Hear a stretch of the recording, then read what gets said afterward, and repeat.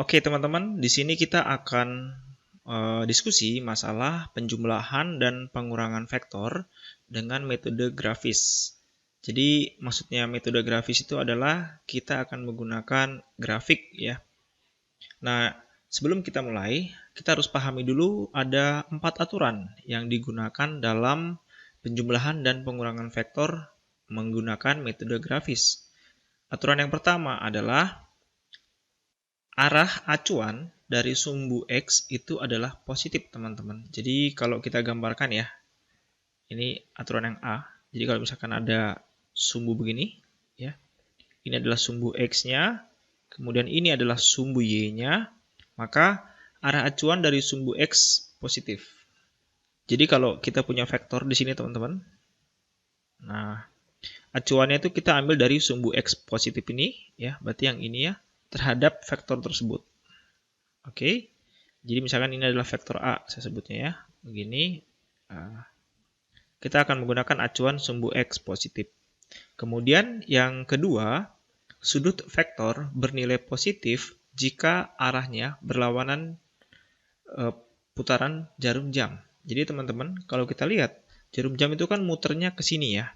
Nah, ini sudutnya kita sebut positif kalau diambil dari sumbu X. Karena tadi sumbu X itu adalah acuannya. Jadi ini adalah sudutnya, teman-teman.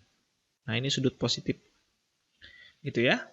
Kemudian yang ketiga, panjang vektor menunjukkan besarnya vektor dan dinyatakan dalam skala panjang. Jadi misalkan gini teman-teman. Misalkan saya punya vektor ya. Jadi ini panjang vektor. Berarti kalau misalkan saya punya vektor satu begini, satu lagi vektornya begini, teman-teman. Nah, ini misalkan vektor A, ya, ini vektor B. Di sini sudah jelas bahwa B itu lebih panjang daripada A. Nah, sehingga kita nyatakan bahwa vektor B itu lebih besar daripada vektor A. Gitu ya. Jadi di sini sudah jelas panjang vektor menunjukkan besarnya vektor dan dinyatakan dalam skala panjang. Misalkan A itu nilainya 10 Newton gitu ya, 10 Newton, terus B itu kita nyatakan dalam 20 Newton.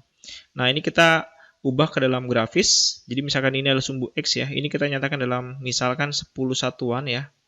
Satuan, ini menjadi 20 satuan. Gitu ya teman-teman. Kemudian yang keempat, resultan vektor dari beberapa vektor digambarkan dengan metode poligon. Oke, jadi langsung aja. Misalkan begini ya, teman-teman. Misal di sini kita punya vektor. Tapi sebelum itu saya gambar dulu sumbunya ya. Ini sumbunya. Nah, kemudian kita punya vektor. Misalkan ini adalah vektor A. Ya. Kemudian ini kita punya vektor misalkan yang ini ya, vektor B. Kemudian ini kita punya vektor C, misalkan begini. Nah, jadi kalau kita mau menjumlahkan vektor ini ya, ketiganya ini, jadi kita lihat, ini kita ambil acuan dulu, misalkan ini A ya, A-nya di sini, terus ini adalah sumbu X-nya kita sebut ya, ini adalah sumbu Y-nya. Nah, B ini adalah vektor yang panjangnya segini teman-teman. Jadi kita geser ini, vektor B ini ke sini teman-teman. Ya, jadi saya geser begini. Saya ambil dulu sebentar.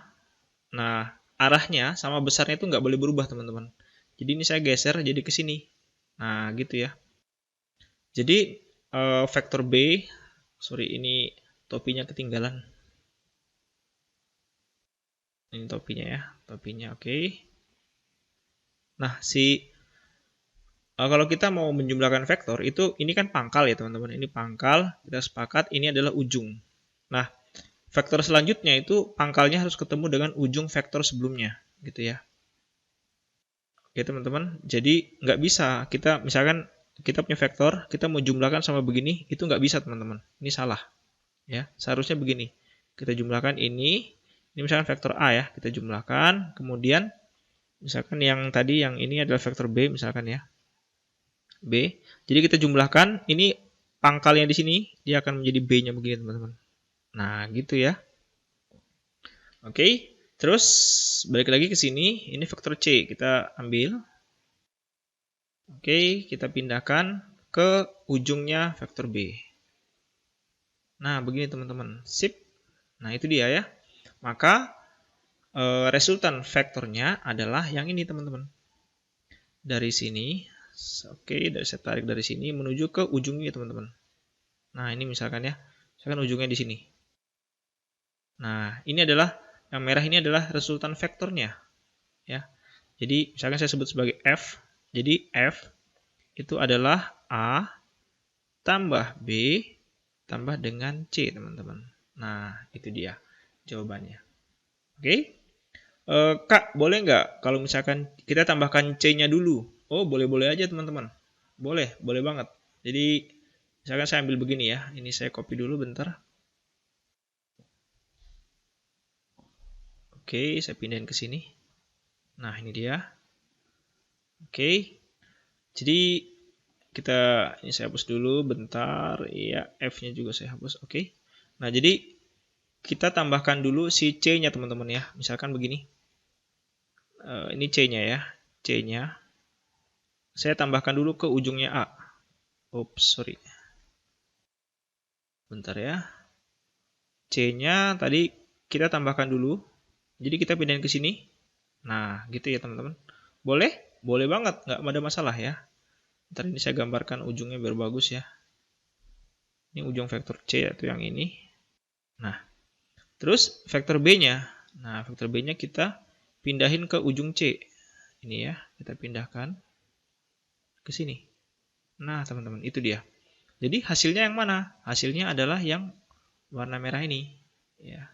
Sebentar, saya buat yang besar. Oke. Nah, hasilnya dari ujung A sampai pangkalnya A ya, sampai ke pangkalnya C, teman-teman. Nah, ini dia. Jadi ini adalah resultannya F-nya tadi. F ya. F sama dengan A ya, tambah C tambah dengan B. Nah, apakah yang pertama, lihat nih teman-teman, ini vektor yang A tadi ya, F tadi ya, dari sini ke sini, lihat. Kemudian yang ini juga sama, teman-teman. Jadi artinya kita menjumlahkan vektor mau urutannya. Tadi kalau yang di atas kan urutannya F ya. F sama dengan A tambah B tambah C itu sama aja dengan ini teman-teman. Sama aja dengan si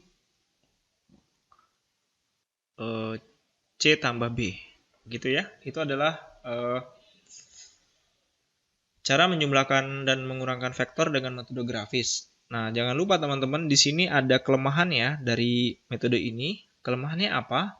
Yaitu kelemahannya adalah dia bisa menimbulkan kesalahan sistematis ya. Kalau kita tidak konsisten menggambarkan dari resultan vektor ini, teman-teman.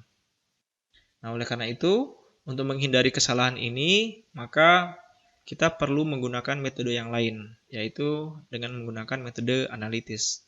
Oke, sampai ketemu lagi di video selanjutnya. Bye-bye.